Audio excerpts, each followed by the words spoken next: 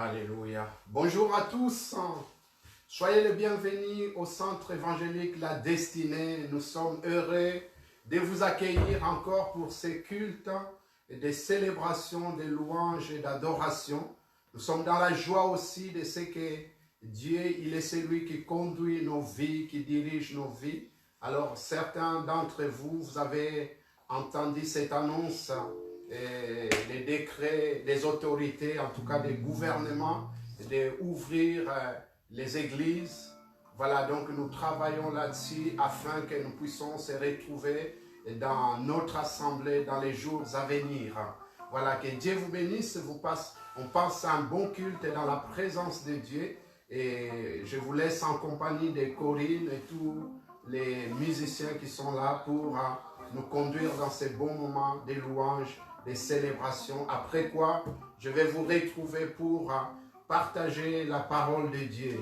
Que Dieu soit au milieu de nous. On va simplement présenter ces moments à Dieu. Que Dieu prend le contrôle, que le Saint-Esprit nous dirige.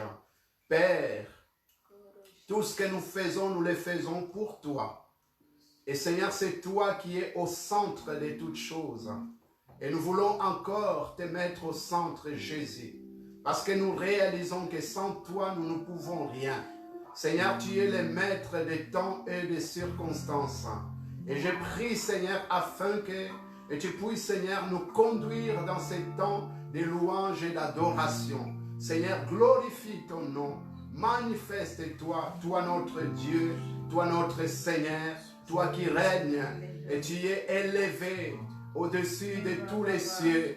Seigneur, nous proclamons ta royauté, ta seigneurie. Tu es le Seigneur des seigneurs, le roi des rois. Merci pour le Saint-Esprit qui va nous conduire parce qu'il est écrit que le Père recherche des adorateurs qui adorent en esprit et en vérité. Et nous voulons être conduits par ton esprit afin que nos cœurs soient sincères devant toi et que nous puissions t'adorer en esprit et en vérité. Merci notre Dieu parce que tu nous aimes et tu es au milieu de nous. Seigneur, glorifie ton nom, glorifie ton nom. Saint-Esprit, glorifie le Père, que le Fils soit glorifié et que l'onction se répand, Seigneur, au milieu de nous, comme il est écrit. Tu oins ma tête et ma coupe déborde.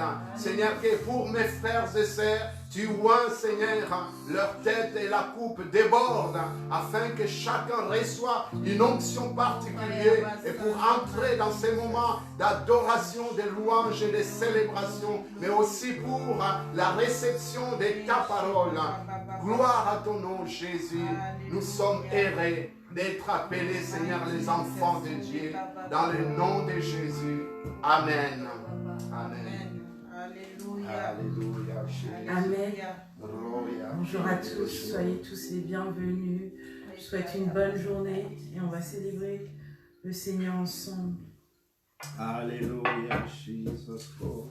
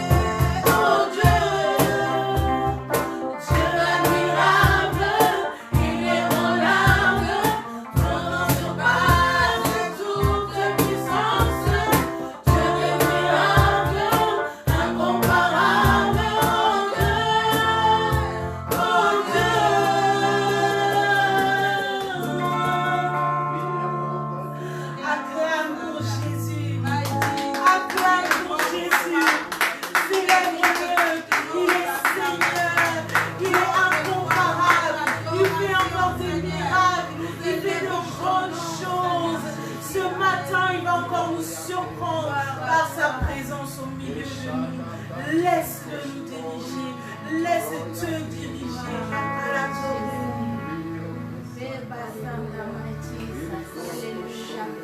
Jésus, sois glorifié. Sois loué, sois élevé ce matin. Seigneur Jésus, nous élèvons le nom de Jésus.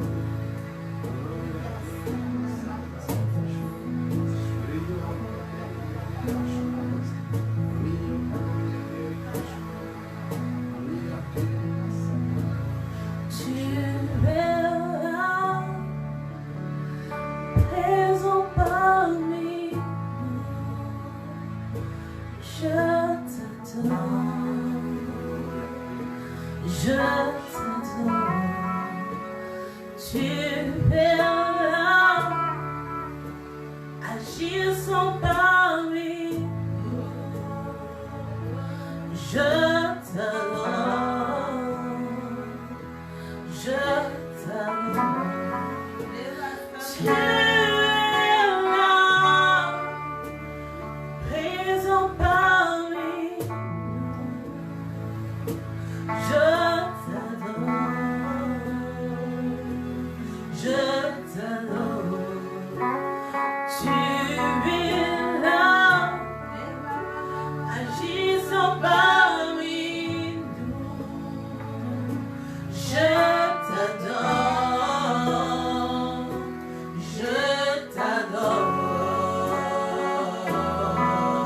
Et tu fais un chemin, opère les miracles, tu tiens tes promesses, lumière dans les ténèbres, mon Dieu, c'est ce que tu es.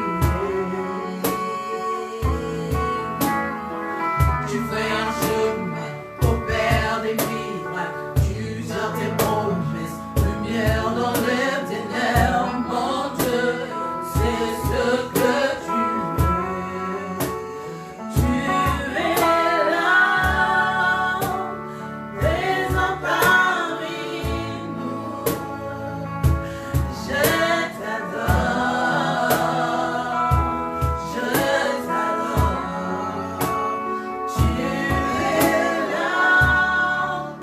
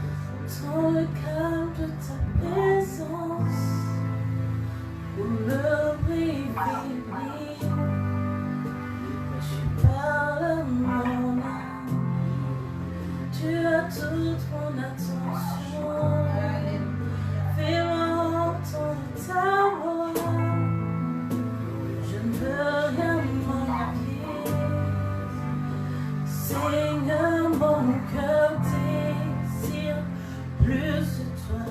Mon cœur recherche ta face. Je sais à toi. Tout en moi est ému par ton amour, captivé par qui tu es. Conduis-moi à te connaître plus encore. Je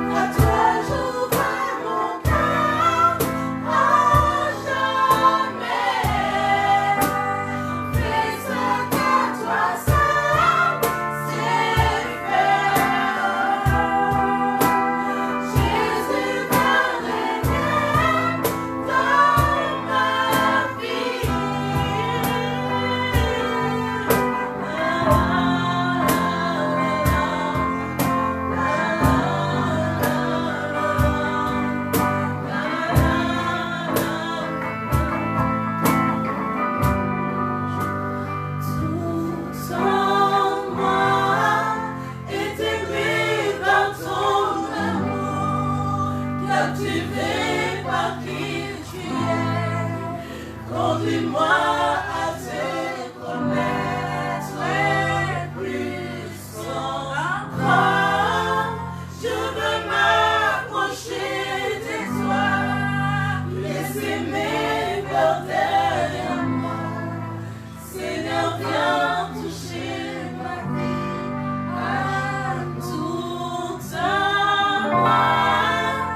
Et t'aimer par ton amour, captivé par qui tu es. Conduis-moi à te connaître plus encore. Je veux m'approcher de toi, laisser mes peurs derrière moi. Seigneur, viens toucher ma vie à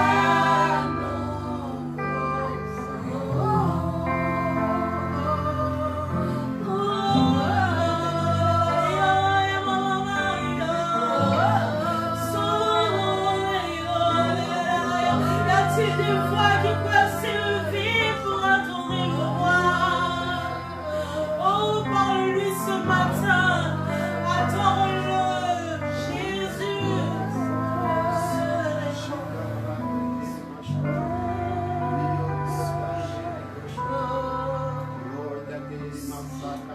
Gloire à toi, Jésus, gloire à toi. Ami de Dieu, gloire à toi. Prince de paix, gloire à toi. Toi, le bon berger, Seigneur, sois glorifié. Sois l'agneau immolé. Toi, le prince de vie, Seigneur Jésus. Nous élevons ton étendard. Nous élevons ton étendard, Jésus. Nous élevons ton étendard, Jésus.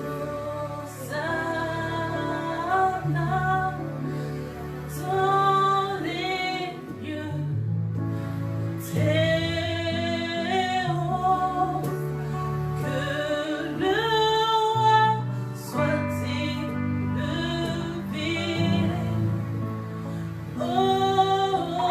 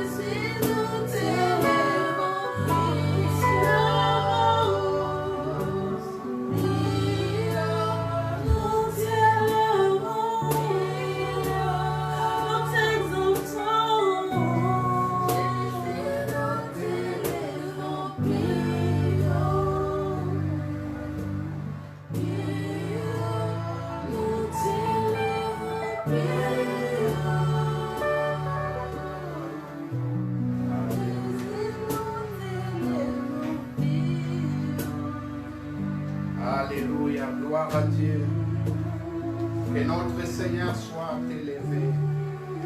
Amen. Que Dieu soit béni. Voilà, bonne fête d'Ascension. Nous fêtons la montée, en tout cas le retour de notre Seigneur vers le Père. Et nous sommes heureux de savoir que Dieu, il est bon, il a manifesté son amour envers nous.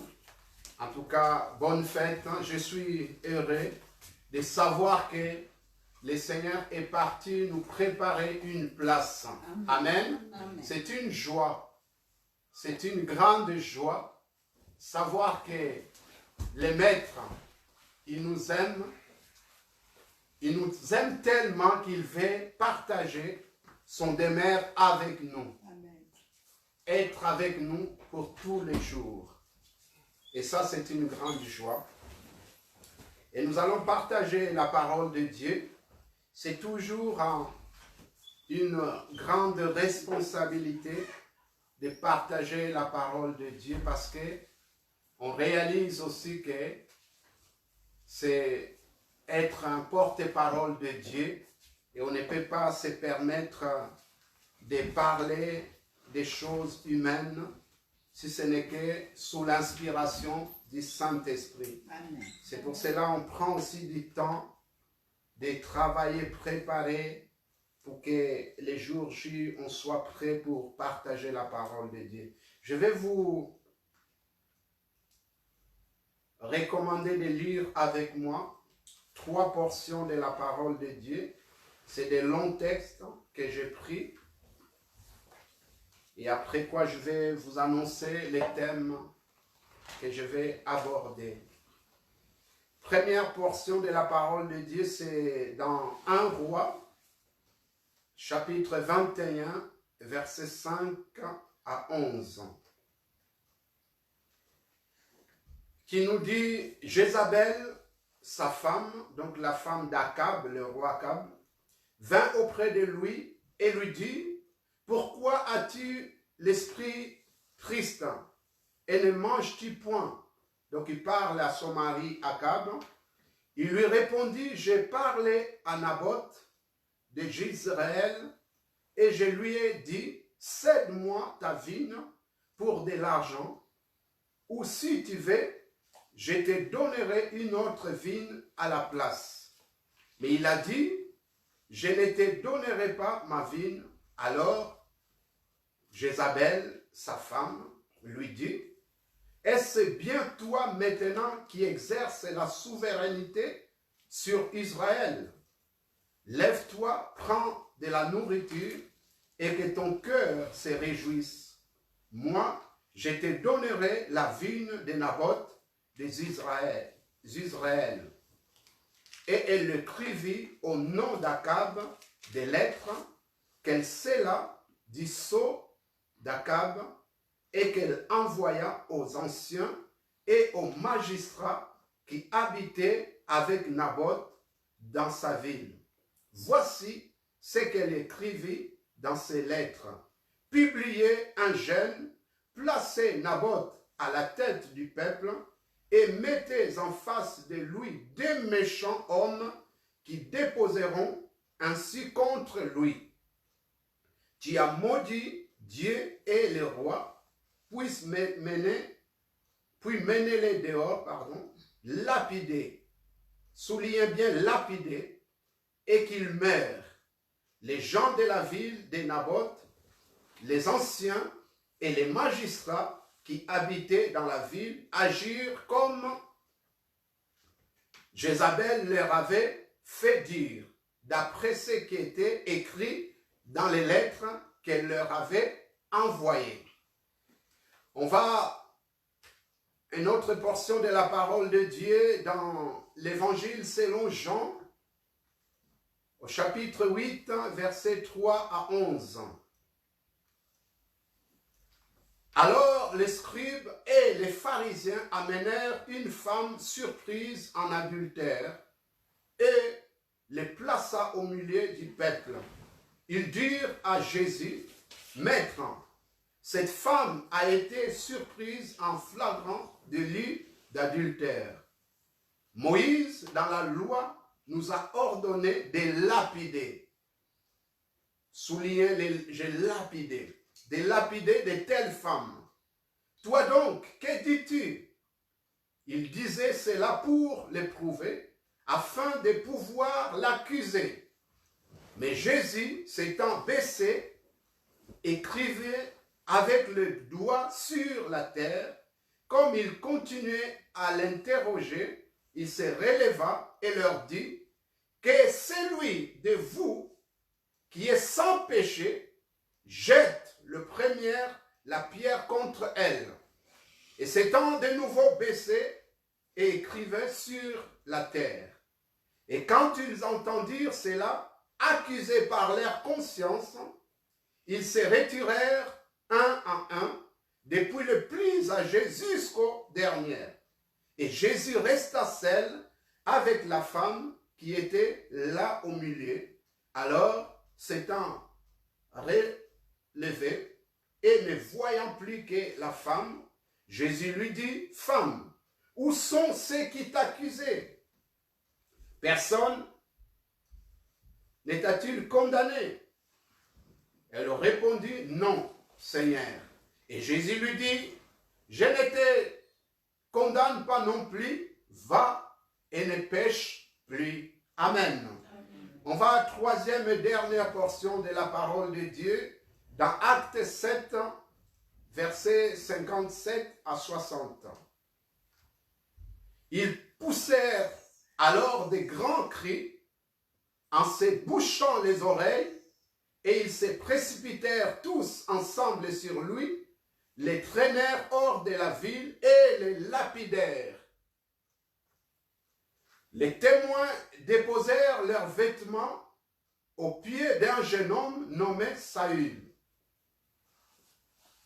ou Saul plutôt, et ils lapidèrent Étienne, qui priait et disait, « Seigneur Jésus, reçois mon esprit. » Puis s'étant mis à genoux, il s'écria d'une voix forte, « Seigneur, ne leur impute pas ces péchés. » Et après ces paroles, il s'endormit.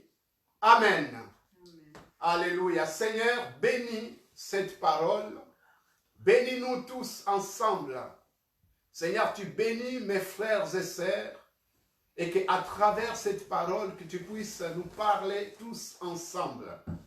Y compris moi-même, alors que tu m'as déjà parlé depuis, Seigneur, que j'ai préparé ces messages cette semaine ou hier, mais aussi pendant que je vais parler à mon cœur, donne-moi des révélations et que ces messages soient moi-même aussi instruits par l'aide du Saint-Esprit. Au nom de Jésus, Amen. Amen. Amen. Donc, je prie pour thème la lapidation. Alléluia. Amen. Et le mot qui revenait dans ces textes que nous avons lus, en tout cas tous les trois textes, c'est la lapidation. Il était question de lapider. Alléluia. La loi de Moïse ordonnait d'appliquer la lapidation comme peine capitale sous forme de coups de pierre.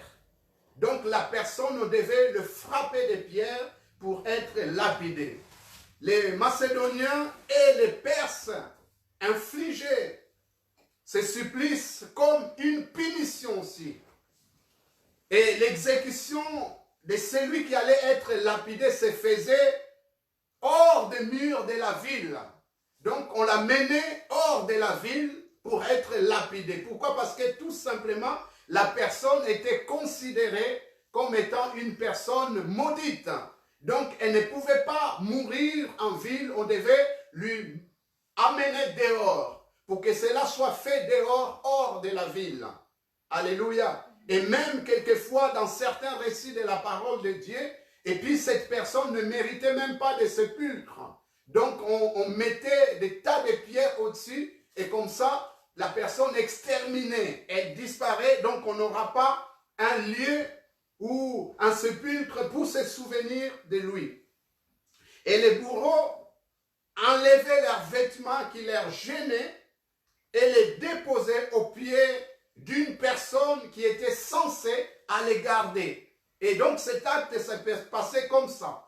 Et aujourd'hui, de nos jours, la lapidation n'est pas courante. À part dans certains pays où il y a la persécution, que ce soit dans le Moyen-Orient ou en Inde, quelques pays du monde où on exécute encore des gens sous ces formes de lapidation. Mais lorsque nous regardons la parole de Dieu, la lapidation est synonyme d'accusation, de jugement, de condamnation, de persécution et d'extermination. Alléluia.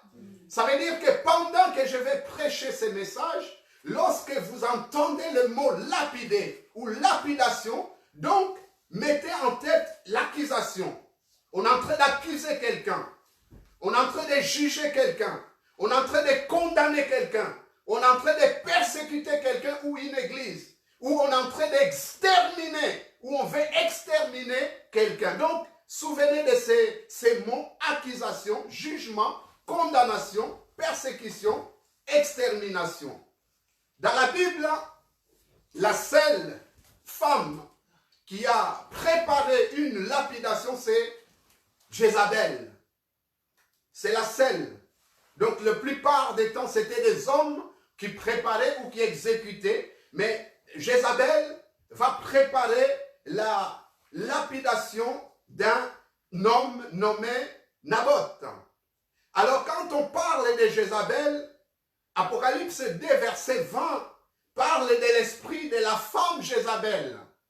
Alors, c'est vrai que ces messages par rapport à Jézabel, c'est un message qu'on a du mal à discerner, à comprendre.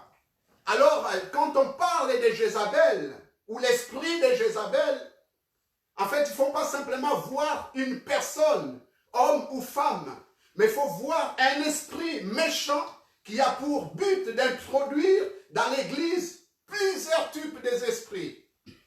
Et je vais vous citer quelques-uns, c'est que l'esprit de Jézabel produit, ou il veut introduire dans l'Église. Les faux prophètes et les faux enseignements. C'est pour cela qu'on dit que Jézabel elle enseignait. Donc quand Apocalypse, le Seigneur va parler que ce que j'ai contre toi, tu as la femme Jézabel qui enseigne. Parce qu'il va simplement introduire l'esprit des faux prophètes et pour enseigner des fausses doctrines. Il y a aussi l'idolâtrie. L'esprit de Jézabel conduit les gens vers l'idolâtrie. Il y a aussi l'esprit de séduction. La séduction, non pas simplement la séduction par rapport dans le domaine sentimental, mais il y a la séduction aussi dans le domaine spirituel pour séduire les chrétiens. Il y a aussi l'esprit d'impudicité. Et c'est comme ça qu'on voit dans les églises souvent des chrétiens sont contrés ou bien remplis de cet esprit d'impudicité. Donc cet esprit pousse les gens, les chrétiens, dans la fornication. Il y a l'esprit de jalousie. Parce que Jézabel, c'est celle ou cet esprit qui veut tout apprendre. Et il y a cette jalousie, l'esprit de rivalité et de compétition. Tout cela, ce sont des esprits de Jézabel, d'insoumission, de la domination. Et cette domination, vous les constaterez dans les églises comme dans les foyers. C'est l'esprit qui tient souvent les femmes, qui veulent dominer les hommes. Ça peut être dans l'église où les femmes veulent prendre la place des hommes. Ou bien dans les foyers où la femme veut prendre la place de l'homme. Et ça, vous les voyez quand vous étudiez le personnage de Jézabel, vous allez voir que le roi, c'était qui? C'était Akab. Mais en réalité, celle qui dirigeait, c'était Jézabel. C'est elle qui faisait la loi. C'est elle qui prenait des initiatives. Et donc ça, on le voit dans beaucoup de foyers où c'est la femme qui porte la culotte. qui prend la place, le rôle de l'homme. Au lieu que l'homme puisse prendre sa place, c'est la femme qui domine. C'est la femme qui prend la place de l'homme. Et ça, c'est l'esprit de Jézabel. Il y a aussi l'esprit de Jézabel, c'est aussi un esprit de division. Pourquoi? Parce que tout simplement, Jézabel veut dire sans cohabitation. Le nom Jézabel veut dire sans cohabitation. Donc, c'est un esprit, quand ça rentre dans une église, dans une communauté, les personnes qui peuvent être remplies de cet esprit, c'est des gens qui ont du mal à travailler avec les autres ou à rester avec les autres. Parce qu'ils vont chercher toujours créer quelque chose qui va diviser. Pourquoi? Parce qu'il y a l'esprit de Jézabel et qui fait que la cohabitation n'est pas possible. Et par-dessus tout, l'esprit de Jézabel, c'est l'esprit des mensonges et des fausses accusations pour salir la réputation et décrédibiliser les enfants de Dieu. Pour quel but? Pour tout simplement qu'ils soient exterminés, effacés. Et c'est pour cela que vous voyez souvent beaucoup des hommes de Dieu, des femmes de Dieu, parce qu'on les a accusés des choses, parce qu'on a dit faussement des choses sur eux, et puis il y a tout simplement, ils sont décrédibilisés, et puis ils arrêtent leur mission, leur ministère. Et c'est ce qu'il va faire pour Naboth. Naboth, cet homme qui avait sa vigne, et voilà que le roi Akab vient le voir. Et il lui demande, Naboth, donne-moi ta vigne, puisqu'elle est tout près de ma maison. Et moi, je vais te donner une autre. Ou si tu ne veux pas, je te donne au prix de l'argent. Effectivement, Naboth ne pouvait pas partager ou donner sa vigne. Parce que la Bible nous dit que Naboth va dire, et que, merci. Naboth va dire, et que cette vigne, c'est mon héritage, l'héritage de mes pères. Bien-aimé, je vais simplement te dire que l'esprit de Jézabel veut s'emparer de ton héritage. Je ne parle pas d'héritage matériel, je parle de l'héritage que tu as en Dieu. Parce que l'esprit de Naboth, l'esprit de Jézabel veut s'emparer des promesses de Dieu, de ce que Dieu a prévu pour toi. Il veut te détourner des plans de Dieu pour s'emparer de ton héritage. Naboth va refuser. Et voilà que Akab, il est furieux, irrité. Il rentre chez lui, il ne mange pas, il dort. Et Jézabel qui vient le voir, puisque c'est elle qui fait la loi. C'est elle qui domine, qui dit, qu'est-ce qu'il y a? Pourquoi tu n'as pas mangé? L'homme va l'expliquer. Il va lui dire, mange. Et moi, je vais tout faire pour que tu puisses avoir cette vigne. En fait, l'esprit de Jézabel, qui accuse, qui détruit, mais elle est aussi prête à tout faire pour obtenir ce qu'elle désire. Elle va aller jusqu'au bout pour obtenir ce qu'elle désire. Et donc, elle va écrire des lettres au nom d'Akab. Vous voyez, il y a toujours cet esprit qui fait qu'elle va se faire passer pour son mari. Elle va prendre la place de l'homme. Elle écrit des lettres. Et puis elle met les sceaux du roi, alors qu'il n'y a que le roi qui peut mettre les sceaux. Personne d'autre. Elle va mettre les sceaux comme si c'était les cachets qui venaient d'Akab, mais c'était elle. Il y a aussi derrière tout cela, cet esprit de mensonge, mais de fraude, de manipulation. Alléluia. Amen. Alléluia. Donc, les lettres vont être envoyées chez les anciens. Voilà, mettez Akab, décrétez un jeûne, et puis des gens qui vont être tout autour de lui, qui vont l'accuser, comme nous l'avons entendu, qu'il a insulté Dieu. Alors il mérite la lapidation. Voyez comment l'esprit de Jézabel veut exterminer les enfants de Dieu en les accusant de toutes sortes de choses pour qu'ils soient détruits. Et l'esprit de Jézabel peut s'introduire dans une église sans forcément que la persécution vienne de l'extérieur, mais toucher le cœur des enfants de Dieu pour lapider, exterminer, détruire, semer les troubles, la confusion, la division. C'est ce que l'esprit de Jézabel fait. Alors, l'esprit de Jézabel s'oppose aussi à l'esprit prophétique. Pourquoi? Parce que tout simplement, quand il y a un esprit prophétique dans un lieu, il sait que ses œuvres vont se dévoiler. Alors il va tout faire pour que l'esprit prophétique soit éteint. Que les hommes, les gens ne puissent plus prophétiser, ne puissent plus porter la pensée de Dieu, la révélation de Dieu, parce que les choses vont se dévoiler. Alors pour cela, il va combattre les prophètes. Il va vouloir l'exterminer d'une manière ou d'une autre.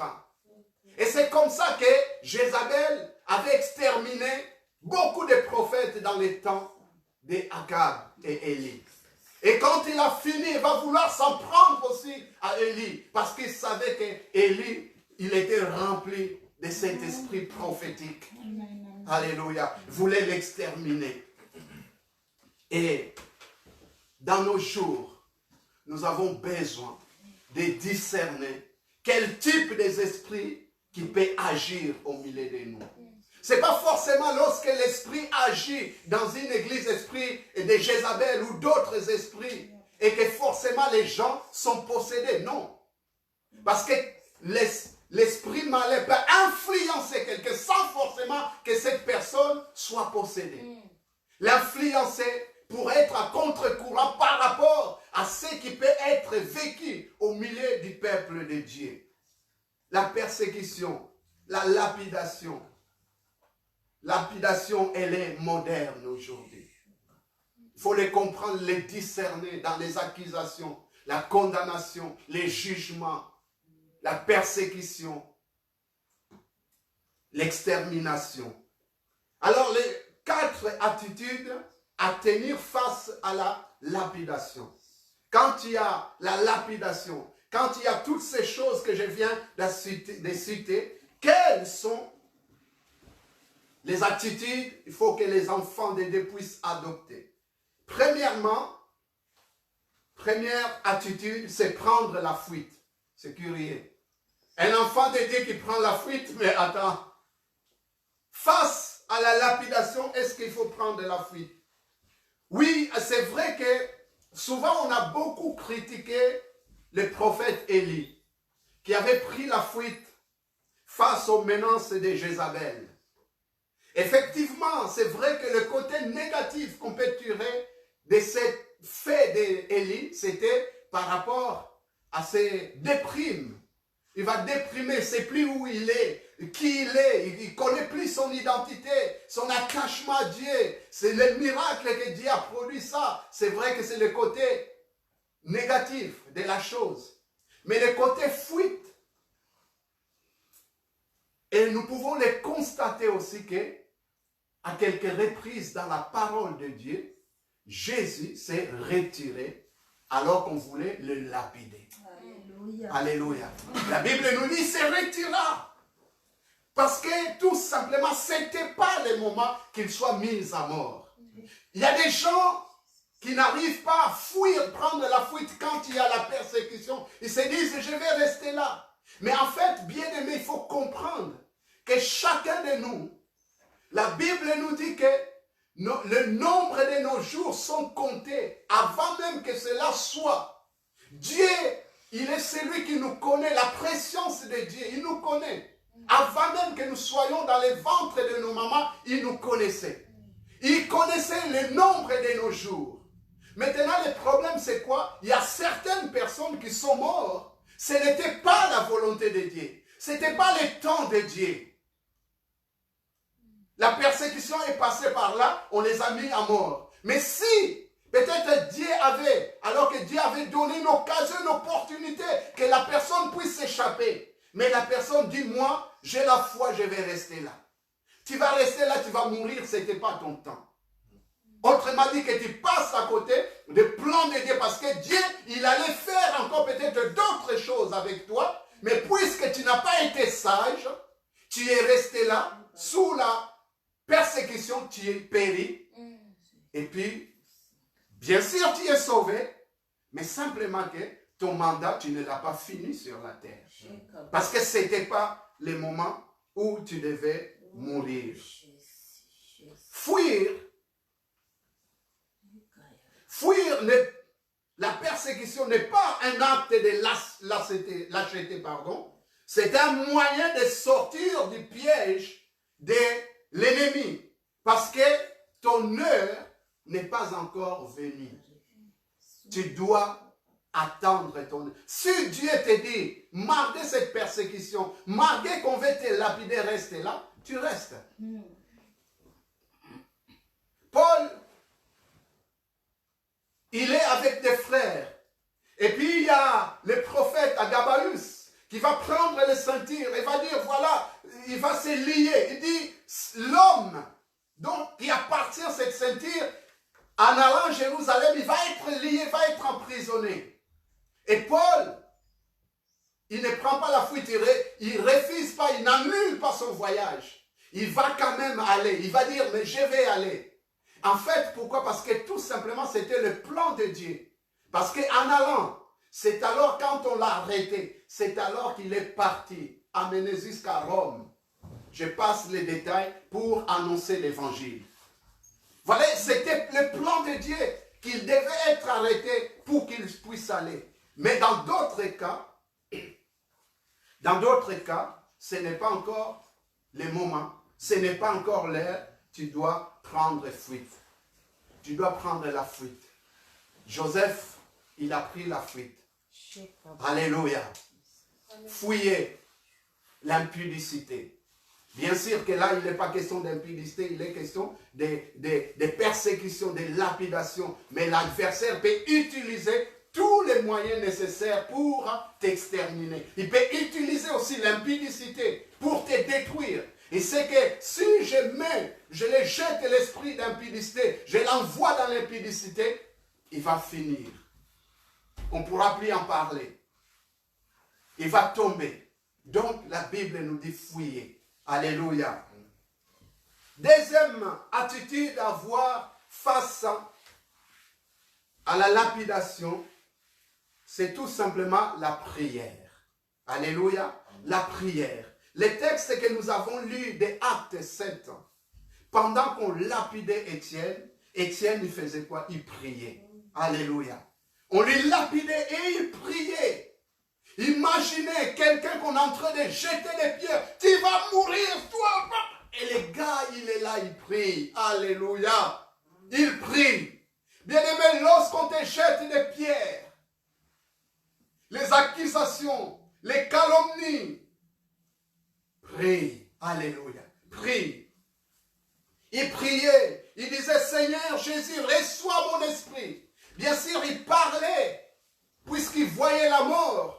Il disait, Seigneur, prends mon esprit. Autrement dit, que je puisse aller me reposer auprès de toi. Donc, c'est-à-dire, il donnait son esprit à Dieu, comme Jésus l'avait fait. Père, je te donne mon esprit. Mais en même temps, en disant, reçois mon esprit, autrement dit aussi, remplis mon esprit de ta paix. Parce que lorsque Dieu te prend, qu'est-ce qu'il fait? Il te donne la paix. Amen. Il te donne la paix. Dans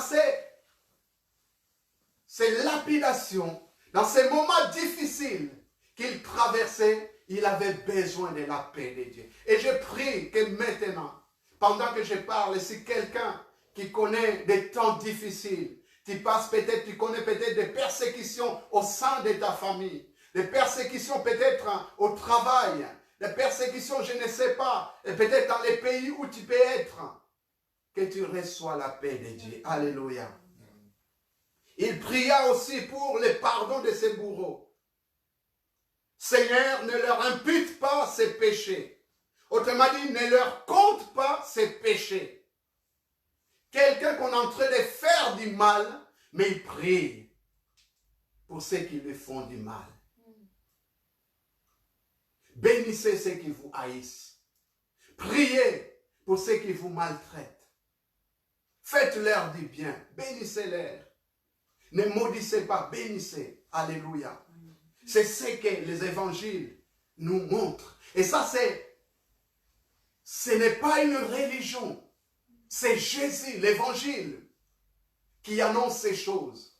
Parce que le monde, même dans la loi de Moïse, c'était œil pour œil, dent pour dent. Mais Jésus dit, moi je vous dis, bénissez ceux qui vous maudissent. Amen.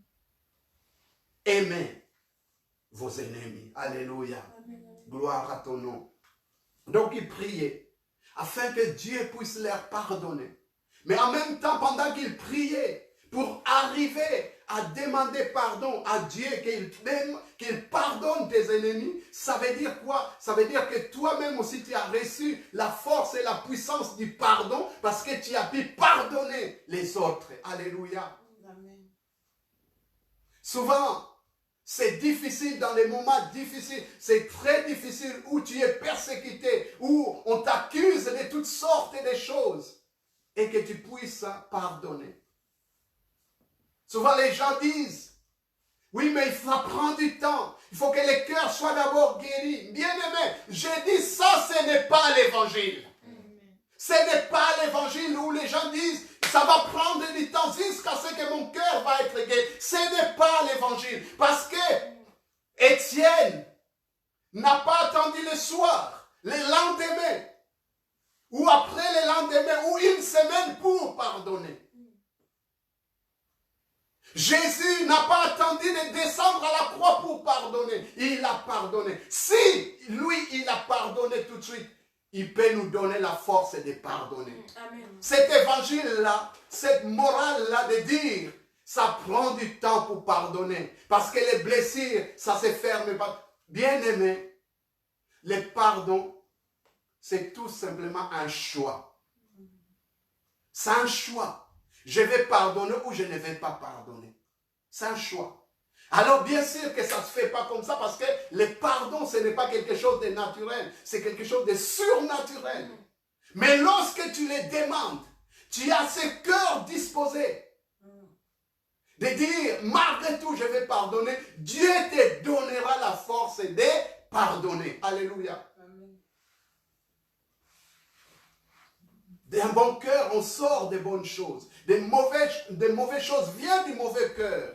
En fait, quand ton cœur est bon, disposé à pardonner, Dieu va te donner la force de pardonner. Alléluia. Et en pardonnant, tu permets d'être libéré. J'ai souvent parlé sur le pardon et je ne vais pas me tarder là-dessus. Tu vas être libéré parce que si tu ne pardonnes pas, tu t'enfermes dans une prison.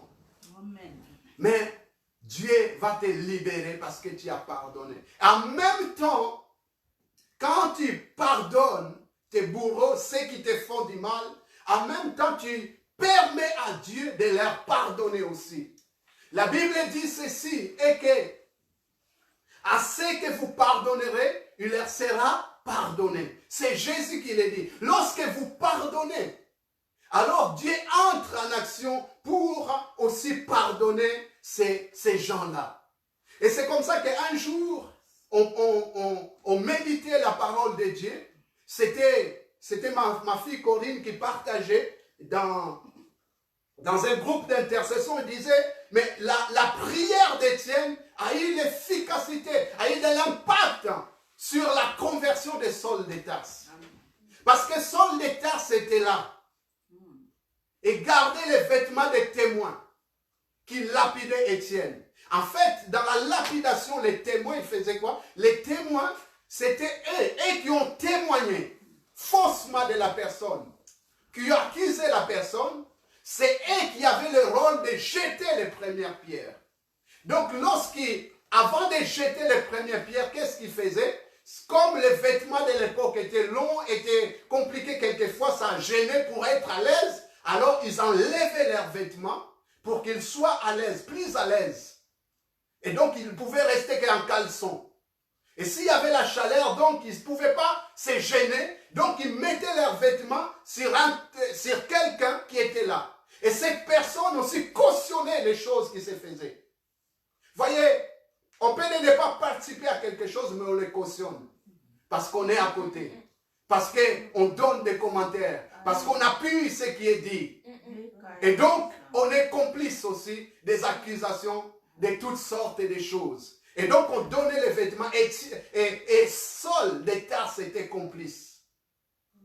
Et d'ailleurs, c'est dit qu'il respirait le meurtre d'Étienne. Il respirait la haine. Il avait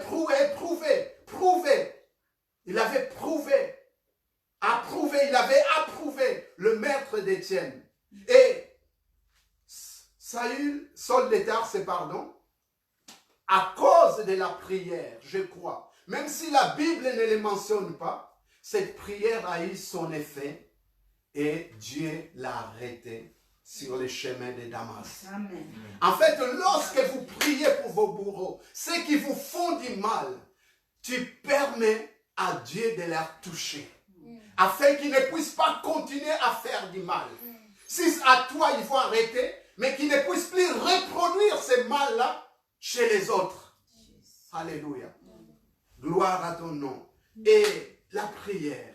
Et puis, troisièmement et dernière attitude à avoir quand tu es accusé. Quand on veut te lapider, on te lapide parce que la lapidation, c'est ces pierres-là qu'on te jette. Donc, on t'accuse, on te lapide avec ces pierres. Donc, c'est l'accusation, la condamnation, les jugements.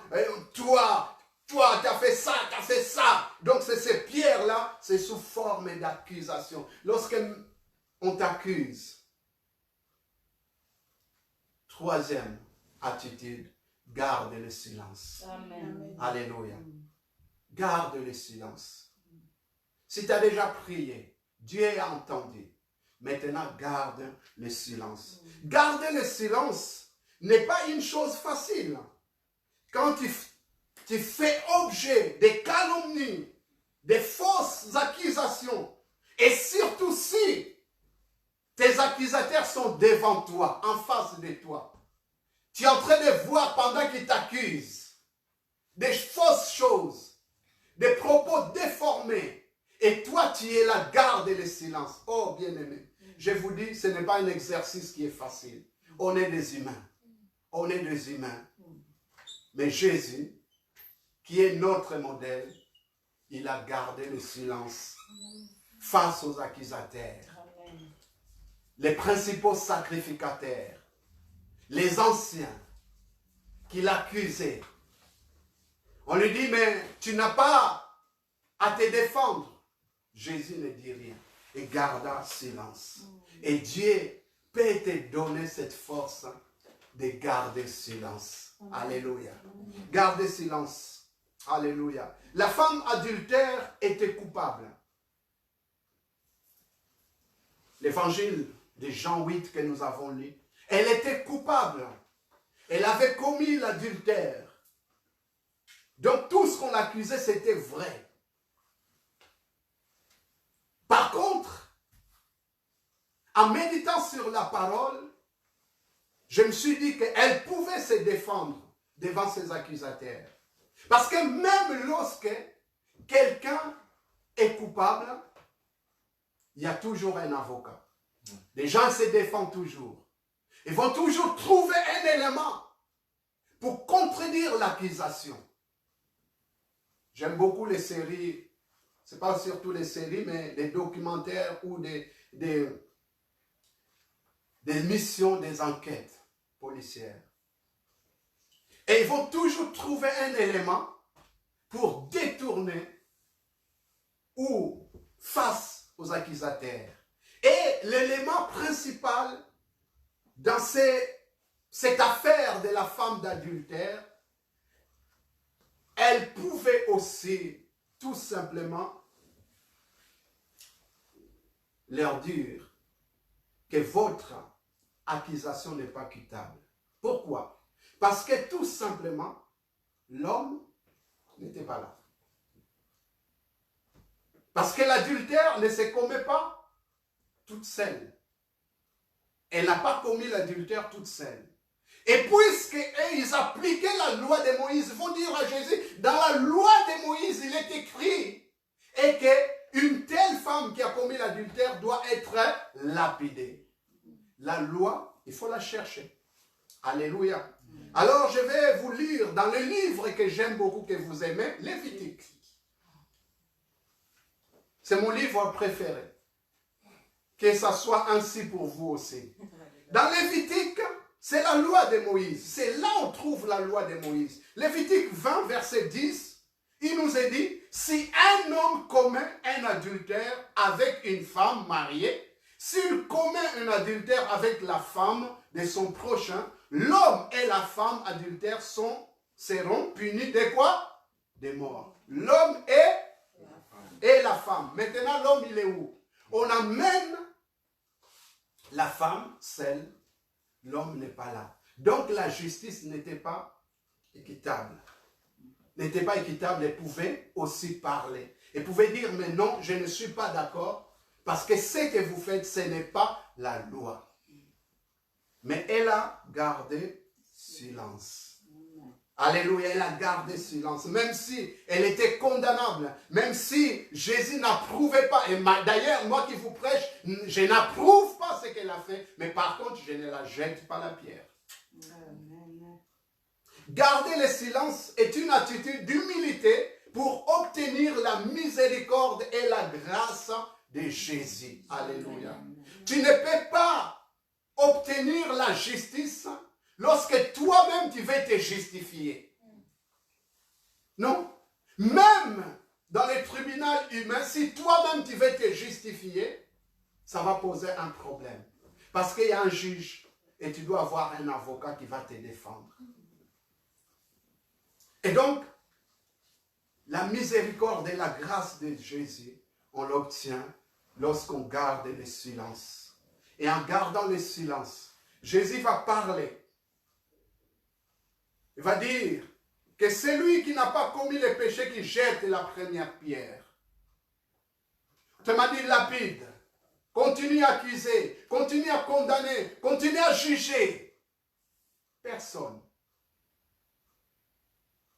Ils étaient travaillés dans leur conscience. Que nous aussi on a commis des choses. Nous aussi, et peut-être on a commis des erreurs. Nous aussi on a commis les péchés. Personne ne pouvait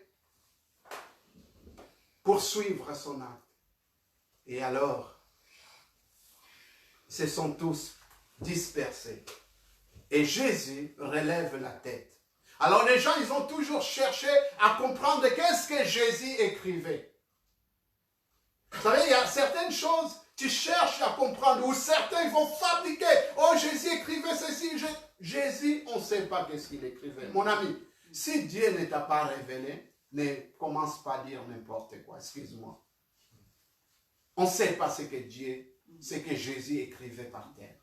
Peut-être ça pouvait simplement être que Jésus faisait semblant d'écrire par terre pour ne pas croiser ses regards avec cette femme, pour que cette femme ne puisse pas voir les regards de Jésus comme étant un regard d'accusation. Ou de l'interpréter ainsi comme si Jésus aussi les jugeait. Parce qu'il y a certains regards, ça dit trop. Tu regardes quelqu'un, la personne pense que tu es en train de l'accuser.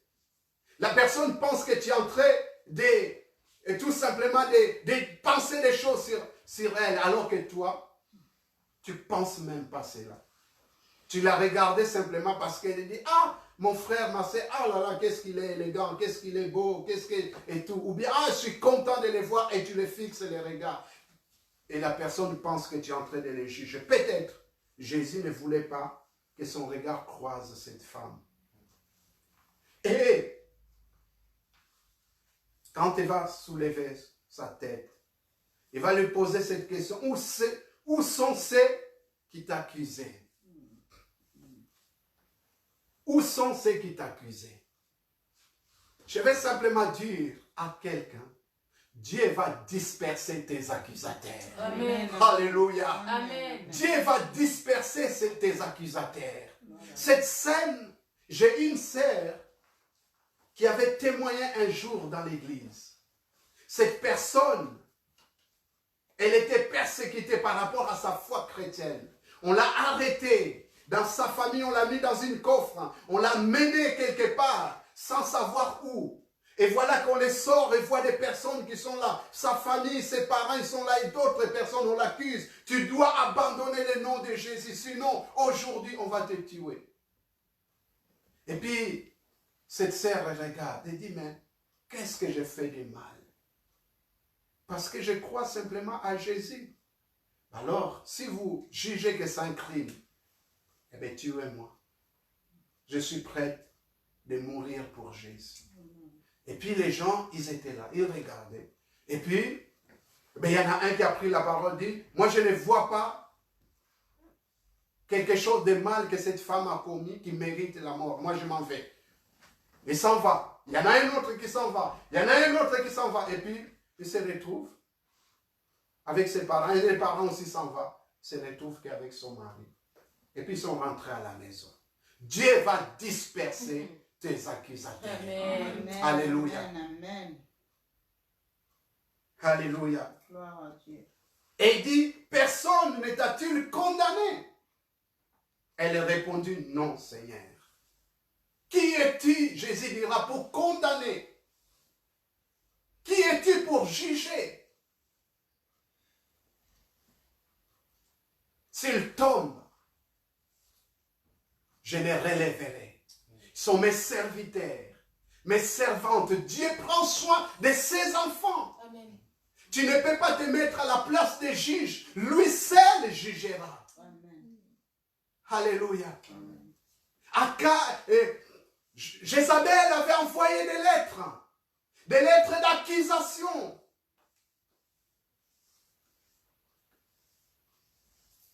Aman avait fait la même chose. Mais leur sort était quoi?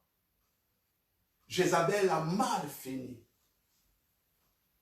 L'accusation des frères, les jugements des frères, si tu n'arrêtes pas, ça t'amènerait loin et que tu n'auras même pas le temps de regretter. Parce que tu vas disparaître. Dieu est le Dieu de grâce et de compassion. Toi qui juges, toi qui condamnes,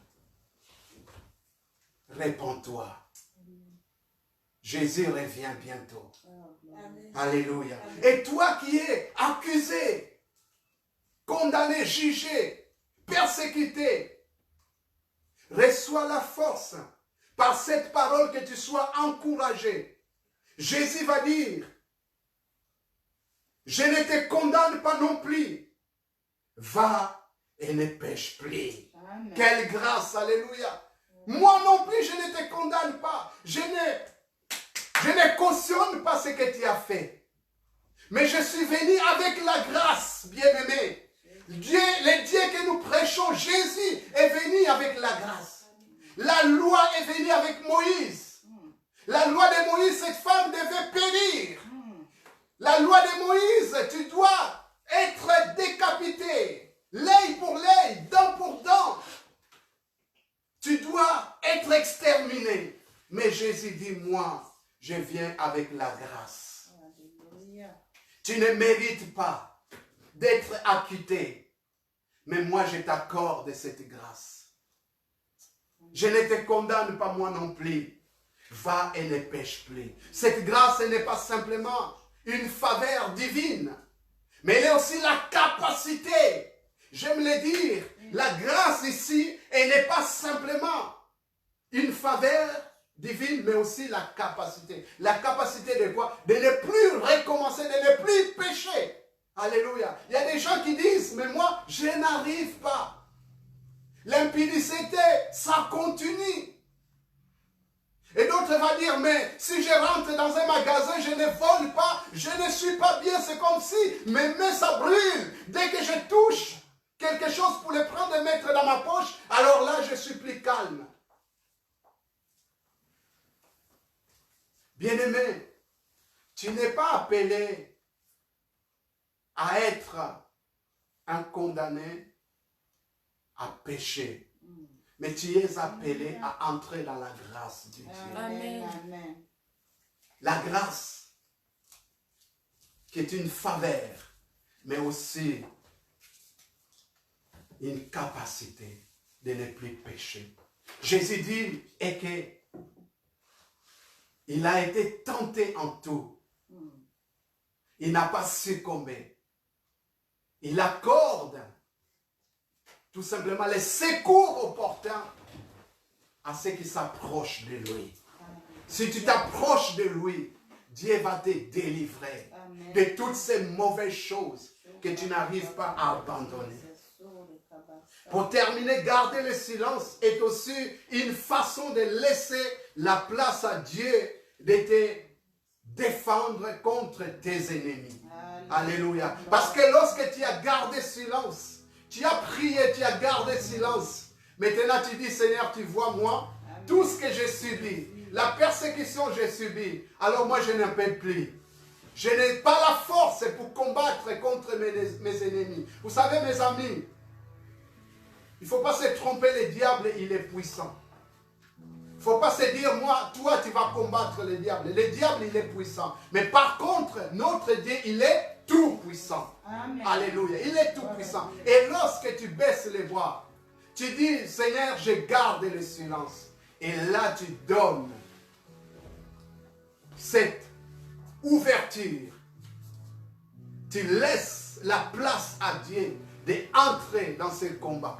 Et c'est comme ça que, alors que Pharaon et son armée venaient pour exterminer Israël, qui était sorti de l'Égypte, alors que Pharaon avait appris qu'ils se sont perdus dans le désert.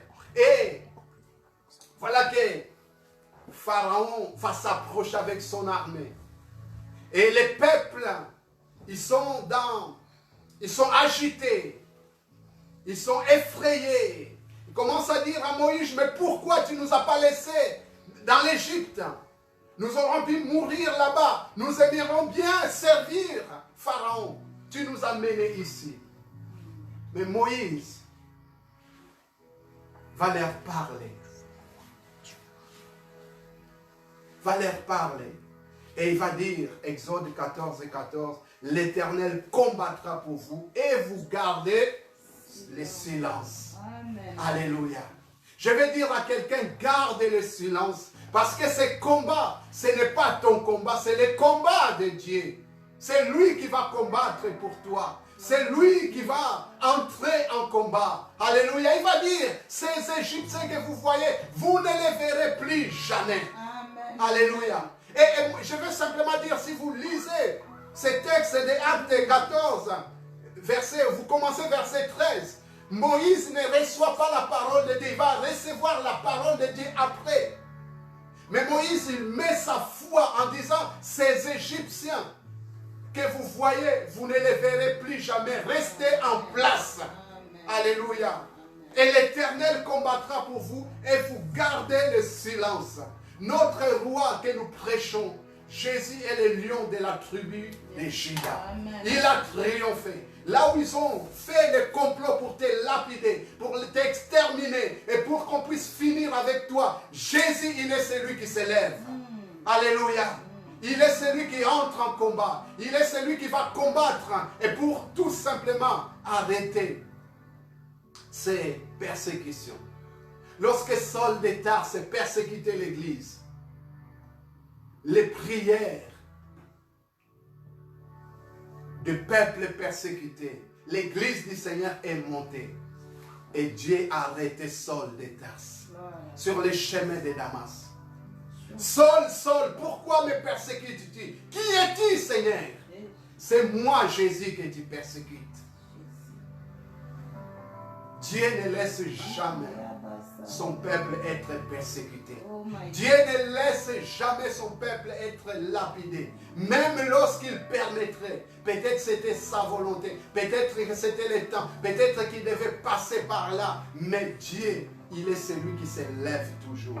Et crois-le, je vais simplement te dire, et que tu puisses, s'il faut, prendre la fuite, selon la volonté de Dieu. Prie. Cherche la paix de Dieu. Prie pour tes ennemis. et garde le silence. Amen, amen. Amen. Gloire à Dieu. Alléluia, Jésus. Alléluia. Glory Oh Kosakarabashi. my God, Jésus. Glory Antagiri Ta Koshlori. parole, c'est une Rita lampe. Keri Seigneur Masakaraba. Jésus. Tototombari La Kashlori. vérité, Seigneur Jésus. Irokata Keri Ah, Masakaraba. Seigneur Jésus. Iriando Foranda Keri Mashlori. Jésus, nous aide. Aito Barikashlori. Ekiriato Fonda Geri Kashlori. Aitondo Geri Kashlori. Seigneur, nous te bénissons, nous te rendons grâce.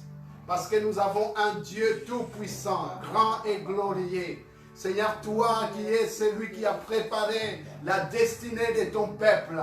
Et Seigneur, mon Dieu, qui est celui qui bâtit ton église. Et les portes et les séjours des morts ne prévaudront rien contre elle. Seigneur, je te loue, je te bénis parce que ce matin, tu as parlé à un cœur. Seigneur, ce matin, tu as édifié quelqu'un. Ce matin, tu as encouragé quelqu'un. Ce matin, Seigneur, mon Dieu, tu viens rencontrer quelqu'un et qui est accusé. Et Seigneur, je prie maintenant contre tout esprit de culpabilité et que la culpabilité soit ôtée dans le nom puissant de Jésus. Je prie, Seigneur, et Seigneur, mon Dieu, que tu puisses libérer, Seigneur, de ce sentiment de culpabilité, de condamnation. Parce que ta parole nous dit et qu'il n'y a plus de condamnation pour ceux qui sont en Jésus-Christ, qui marchent non pas selon la chair, mais selon l'esprit. Seigneur, je prie maintenant que quelqu'un soit libéré, que quelqu'un soit affranchi, que quelqu'un, Seigneur, puisse connaître, Seigneur, ta paix, ta joie, Seigneur. Que les chaînes, Seigneur, peut-être quelqu'un qu'on a mis quelque part pour la lapider. Seigneur, que ces chaînes, Seigneur, de prison soient brisées maintenant au nom puissant de Jésus. Visite quelqu'un par ton esprit. Seigneur, tu es ressuscité. Tu es monté au ciel. Oui, Seigneur, tu nous as envoyé le Saint-Esprit. Le Saint-Esprit qui opère de grandes choses. Que le Saint-Esprit entre en action. Dans le nom de Jésus. Glory, glory, glory.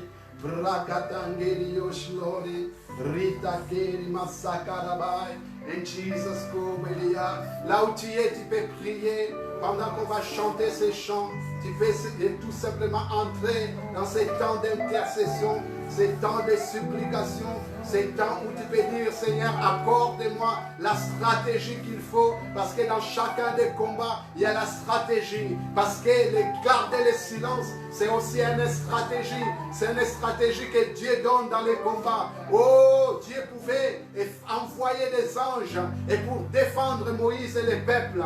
Mais la stratégie qu'il les avait donnée, c'est de garder le silence. Et c'est lui-même qui allait combattre.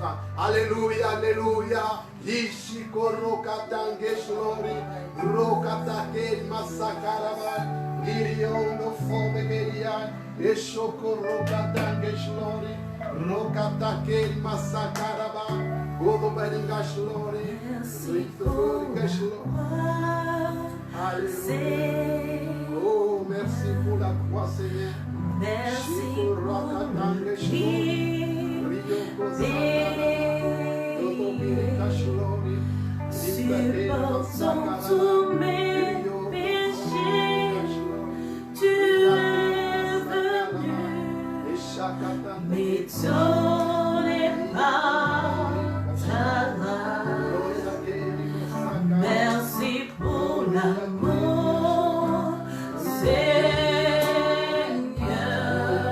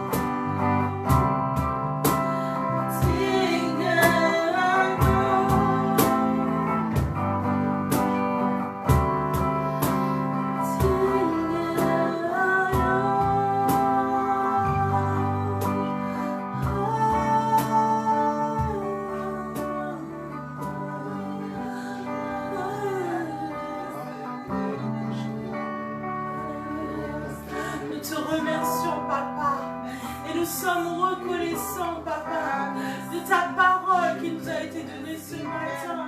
Merci parce que ta parole, Seigneur, est une lampe à nos pieds, une lumière sur notre sentier.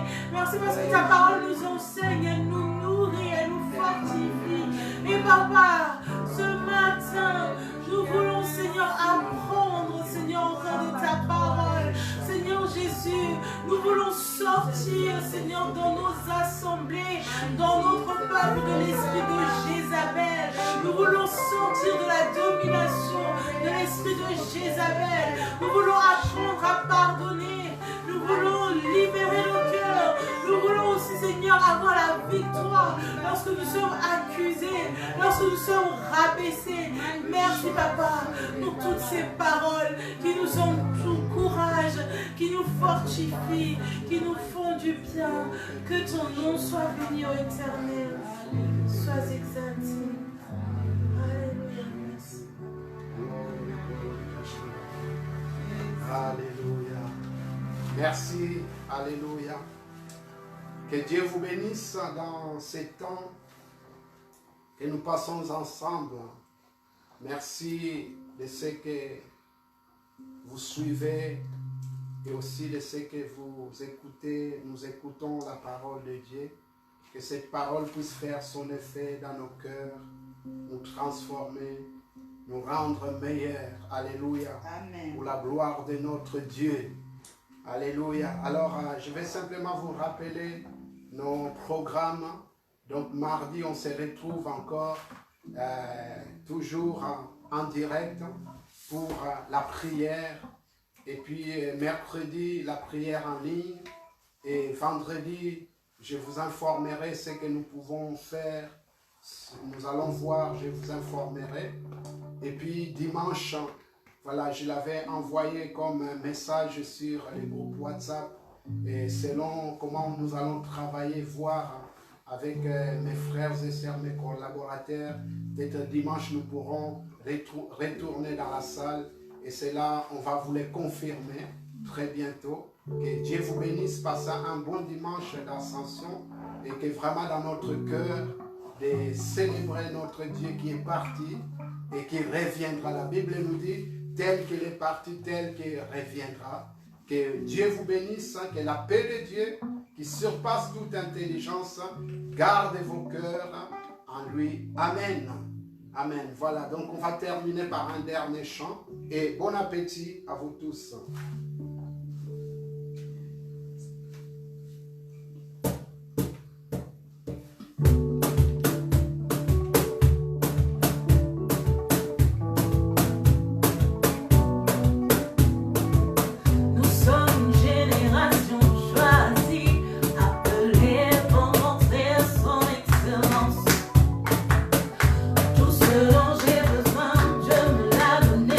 Je sais qui je suis.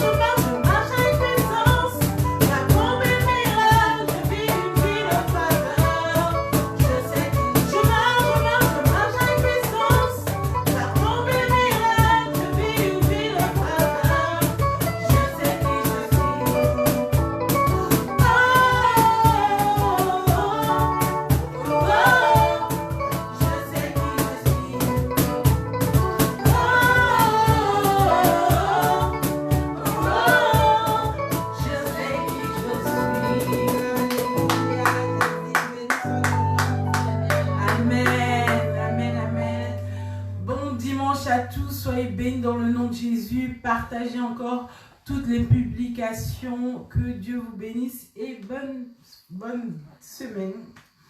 Amen. Au revoir. Amen.